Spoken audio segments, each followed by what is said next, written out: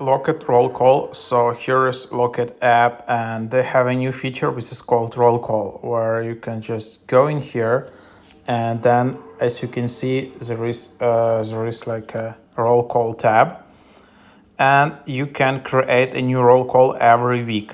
So you can only do one roll call per week, and then you will be notified when there is a new week available. So for example, I did it for last week, so I can't do it anymore for this week or for previous weeks.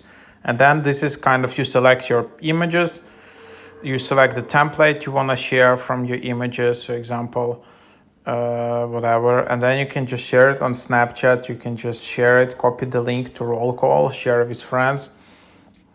It's a bit, I don't understand why it's a bit glitchy. So if you wanna just refresh the app, because and then you can see also comments. Leave a comment to your roll call, and basically you can't do it yourself.